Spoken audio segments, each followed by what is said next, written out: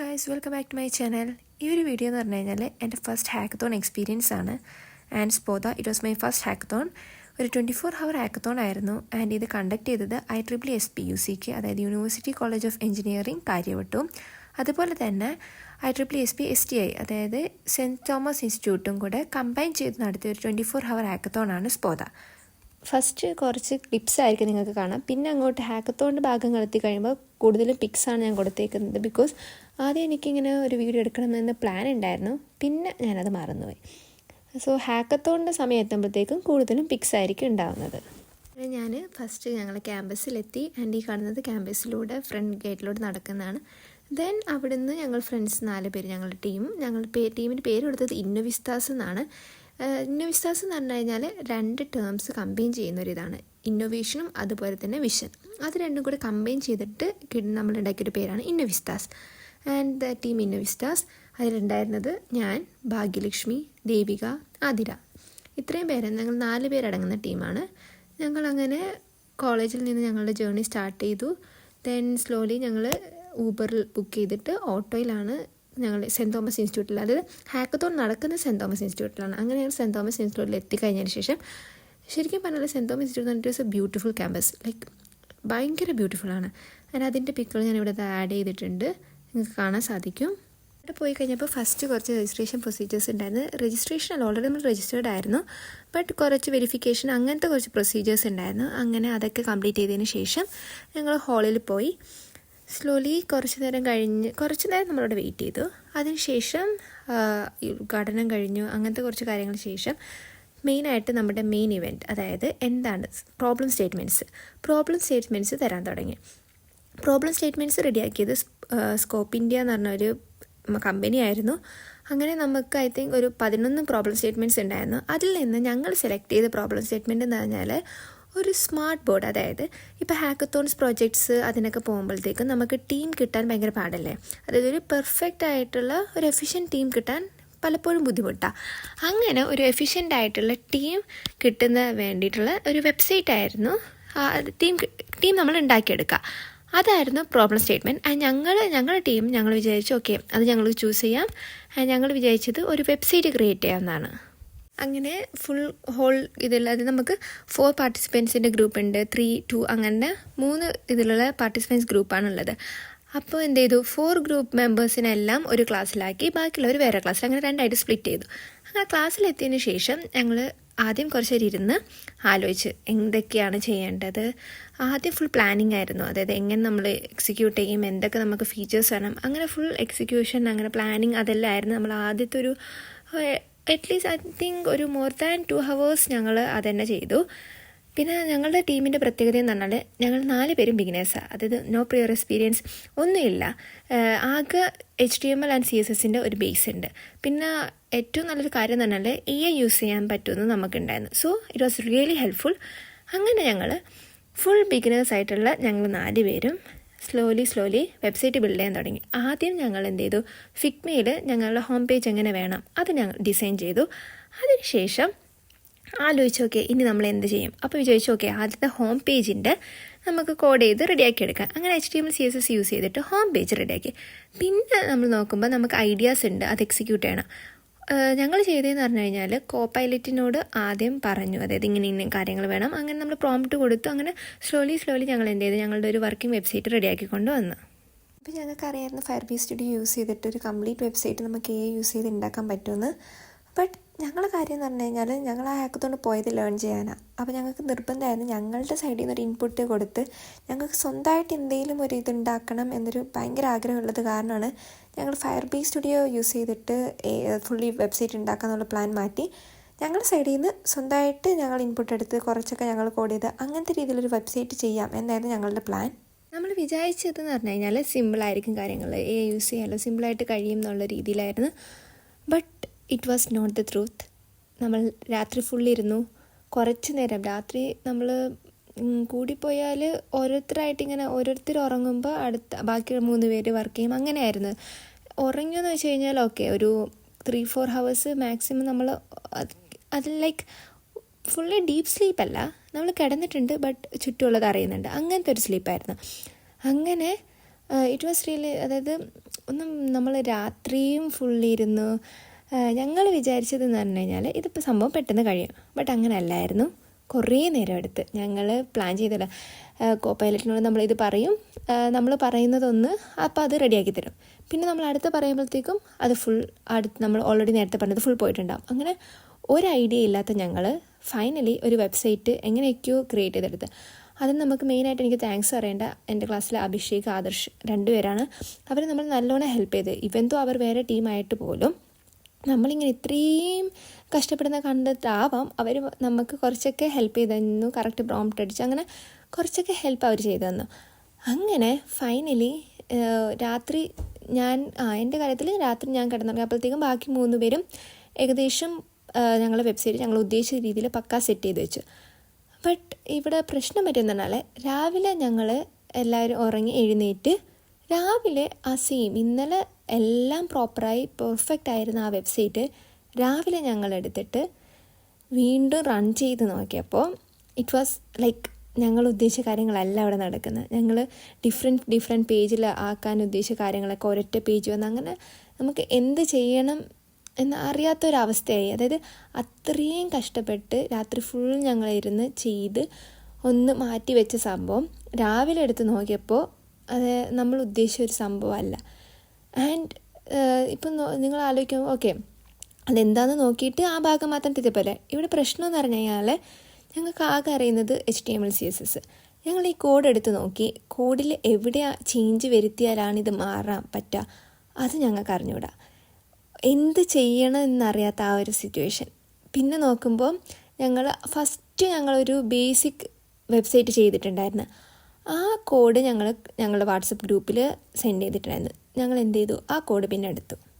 And ഇത്രയും രാത്രി കഷ്ടപ്പെട്ട് ഞങ്ങൾ ഉണ്ടാക്കിയ ആ വെബ്സൈറ്റ് ആ രീതിയിൽ അല്ല ഇപ്പോൾ ഞങ്ങളുടെ കയ്യിലിരിക്കുന്നത്. അതായത് ഫസ്റ്റ് ഞങ്ങൾ എങ്ങനെയാണ് ഉണ്ടാക്കാൻ തുടങ്ങിയ ആ ബേസിക് വെബ്സൈറ്റിൻ്റെ ഇത് തന്നെയാണ് നമുക്ക് വീണ്ടും കിട്ടിയേക്കുന്നത്.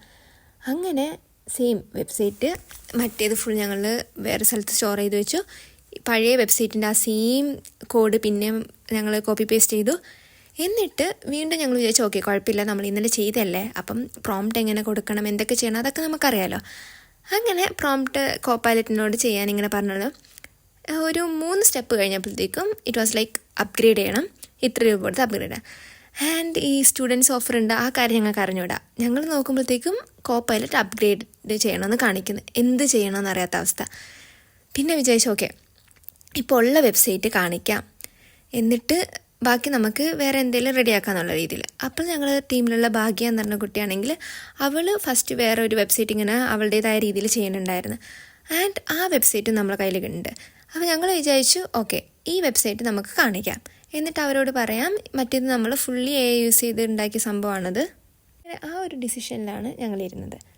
പിന്നെ പ്രസൻറ്റേഷൻ റെഡിയാക്കി അവിടെ പോയി പ്രസൻറ്റ് ചെയ്യുന്ന സമയത്ത് നമ്മൾ ഐഡിയ മെയിനായിട്ട് നമ്മൾ ജഡ്ജസിനോട് ആദ്യം നമ്മൾ വെബ്സൈറ്റ് കാണിച്ചു ആൻഡ് ഭാഗ്യ ചെയ്തത് കാണിച്ചു. ദെൻ ഞങ്ങൾ പറഞ്ഞു ഓക്കെ ഇതാണ് ഞങ്ങളുടെ ഐഡിയ, ഞങ്ങൾക്ക് ഇത്ര മാത്രമേ ഇംപ്ലിമെൻറ്റ് ചെയ്യാൻ പറ്റിയിട്ടുള്ളൂ. അങ്ങനെ നമ്മൾ ഐഡിയ പറഞ്ഞു. ആൻഡ് ജഡ്ജസിൻ്റെ കാര്യത്തിലാണെങ്കിൽ അവർക്ക് നമ്മൾ ഐഡിയ ഇഷ്ടപ്പെട്ടു. ആൻഡ് നമ്മളോട് പറഞ്ഞു അതായത് ഇനിയും കുറച്ചും കൂടെ ഇത് വെബ്സൈറ്റിൽ നിങ്ങൾ ഇമ്പ്രൂവ് ചെയ്യാനുണ്ടെന്ന്. ഓക്കെ അത് പറഞ്ഞു. We are so happy. Like ഒന്നും അറിയാത്ത ഞങ്ങൾ ഇത്രയെങ്കിലും ചെയ്തല്ലോ. ആ ഒരു കാര്യത്തിൽ വി വാസ് ലൈക്ക് പ്രൗഡായിരുന്നു, ഭയങ്കരധികം പ്രൗഡായിരുന്നു. നമുക്ക് ഇത്രയെങ്കിലും ചെയ്യാൻ പറ്റിയല്ലോ എന്നുള്ള കാര്യം ആലോചിച്ചപ്പോൾ തന്നെ വൗ ഫീലിംഗ് ആയിരുന്നു. പിന്നെ ഞങ്ങളുടെ കാര്യത്തിൽ ഈ ഹാക്കത്തോണിന് വേണ്ടി ഞങ്ങൾ 1 വീക്ക് മുമ്പേ പ്രിപ്പറേഷൻ തുടങ്ങിയതാണ്. ഈവൻ HTML CSS ഞങ്ങൾക്ക് അറിയില്ലായിരുന്നു. ഞങ്ങൾ ആ 1 വീക്കിന് മുമ്പാണ് HTML CSS റെഡിയാക്കി. ഫസ്റ്റ് ടൈം എൻ്റെ കാര്യത്തിൽ ഞാനൊരു പോർട്ട്ഫോളിയോ പേജ് സ്വന്തമായിട്ട് ഉണ്ടാക്കി നോക്കി. അങ്ങനെ ആ പഠിച്ച കാര്യങ്ങളൊന്ന് ഉറപ്പിച്ചു. പിന്നെ ഫസ്റ്റ് ടൈം GitHubൽ എങ്ങനെ പുഷ് ചെയ്ത് അതിലെങ്ങനെ നമുക്ക് ലിങ്ക് റെഡിയാക്കിയെടുക്കുക അതെല്ലാം ആ 1 വീക്ക് കൊണ്ടാണ് നമ്മൾ പഠിച്ചത്. ഞങ്ങളുടെ കാര്യത്തിൽ ഈ ഹാക്കത്തോൺ 23rd 24th ആണെങ്കിലും ഞങ്ങൾ 1 വീക്ക് മുമ്പ് ഇതിൻ്റെ പ്രിപ്പറേഷൻ സ്റ്റാർട്ട് ചെയ്തിരുന്നു. ഓരോന്ന് നോക്കാം, കാരണം ഞങ്ങളുടെ കാര്യത്തിൽ ഞങ്ങൾ കംപ്ലീറ്റ് ബിഗിനേഴ്സായിരുന്നു. പക്ഷേ ഈ ഹാക്കത്തോൺ പോകുന്നതിന് മുമ്പ്, അതായത് ഹാക്കത്തോൺ കയറുമ്പോൾ ഞങ്ങൾക്ക് നിർബന്ധമായിരുന്നു എന്തെങ്കിലുമൊക്കെ ഐഡിയ ഉണ്ടാക്കിയിട്ട് വേണം പോകാമെന്ന്. അങ്ങനെ ഞങ്ങൾ ഉണ്ടാക്കിയ ഐഡിയ വെച്ച് ഞങ്ങൾ ചെയ്ത കാര്യങ്ങളിൽ ഞങ്ങൾ ഭയങ്കര പ്രൗഡാണ്. അതായത് ഇതിനു മുമ്പ് ഞങ്ങൾ വേറൊരു വെബ്സൈറ്റ് അങ്ങനെ ഒന്നും ചെയ്യാത്ത ഞങ്ങൾ ഒരു വർക്കിംഗ് വെബ്സൈറ്റ് ഈവൻ ദോ ഞങ്ങളുടെ വെബ്സൈറ്റ് കംപ്ലീറ്റ് ആയിട്ടില്ല, ചില സമയത്ത് അത് നമ്മൾ ഉദ്ദേശിക്കുന്ന രീതിയിൽ അങ്ങനെ കുറേ പ്രശ്നങ്ങൾ ആ വെബ്സൈറ്റിലുണ്ട്. ബട്ട് സ്റ്റിൽ ഞങ്ങൾ ഫസ്റ്റ് ടൈം ഒരു കംപ്ലീറ്റ് വെബ്സൈറ്റ് അവിടെ ഉണ്ടാക്കി. വി ആർ റിയലി പ്രൗഡ് എന്ന് പറഞ്ഞു കഴിഞ്ഞാൽ ആ ഒരു ഇത് പ്രസൻറ്റേഷൻ കൂടെ കഴിഞ്ഞപ്പോഴത്തേക്കും വി ആർ ലൈക്ക് നമ്മളെ കൊണ്ട് പറ്റും എന്ന രീതിയായിരുന്നു. അതുപോലെ തന്നെ ഈ ഹാക്കത്തോൺ പോകുന്നതിൻ്റെ മെയിൻ റീസൺ എന്ന് പറഞ്ഞു കഴിഞ്ഞാൽ ഇനി ഇപ്പം ഒന്നും അറിയത്തില്ല, ഞങ്ങൾക്കൊരു ബേസ് ഇല്ല എന്ന് വിചാരിച്ച് ഇങ്ങനത്തെ ഹാക്കത്തോണുകൾ പങ്കെടുക്കാതിരിക്കുന്ന ആളുകളോടാണ് എനിക്ക് മെയിനായിട്ട് പറയാനുള്ളത്. നമ്മൾ കംപ്ലീറ്റ് ബിഗിനേഴ്സ് ആയിരിക്കും. പക്ഷേ നമ്മൾ ഫസ്റ്റ് ഹാക്കത്തോണിന് നമ്മൾ പോകുമ്പോൾ നമ്മൾ മനസ്സിൽ വേണ്ട ഒരു കാര്യം, നമ്മളവിടെ പോകുന്നത് നമുക്ക് പഠിക്കാനാണ്.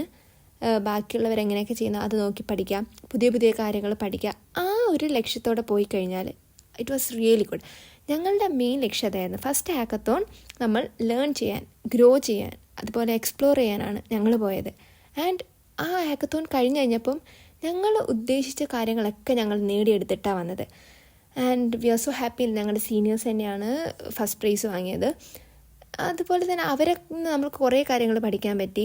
അവരുടെ കാര്യങ്ങൾ എന്ന് പറഞ്ഞു കഴിഞ്ഞാൽ ജസ്റ്റ് ഫുഡ് കഴിക്കാൻ വേണ്ടിയിട്ടല്ലാതെ അവർ ആ ഒരു ബെഞ്ചിൽ നിന്ന് എഴുന്നേറ്റെന്ന് ഞങ്ങൾ കണ്ടിട്ടില്ല.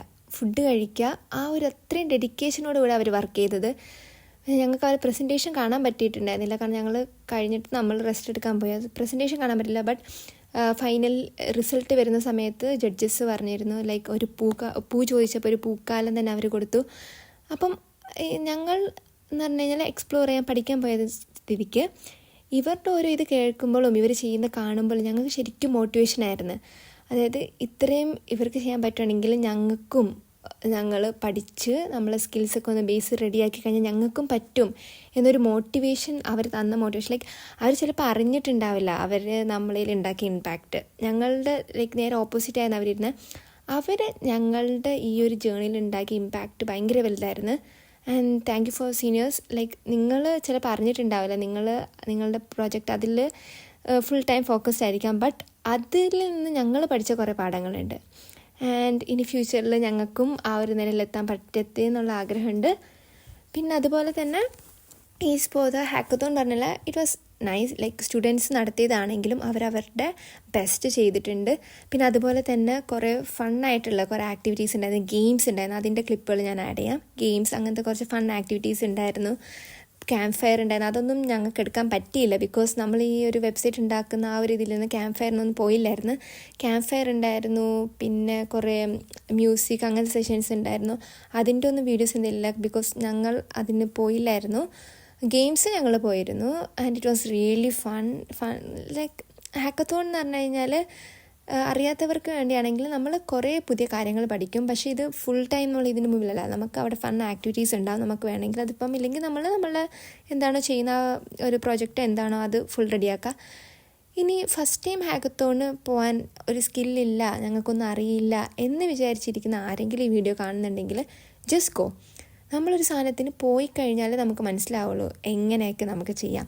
ആൻഡ് ഒരു ഹാക്കത്തോണിൻ്റെ കാര്യം എന്നൊക്കെ പറഞ്ഞു കഴിഞ്ഞാൽ നമ്മൾ എന്തായാലും ഇപ്പോൾ ഒന്നും അറിയാത്ത ഒരു ബേസ് ഇല്ലാത്തവരാണെങ്കിലും നമ്മളവിടെ പോയി കഴിഞ്ഞാൽ എന്തെങ്കിലുമൊക്കെ ഉണ്ടാക്കും, അത് ഉറപ്പാണ്. എന്തെങ്കിലുമൊക്കെ പഠിക്കും, കുറേ കാര്യങ്ങൾ യൂട്യൂബ് കണ്ടും ഇങ്ങനെയൊക്കെ നമ്മളത് ചെയ്യും.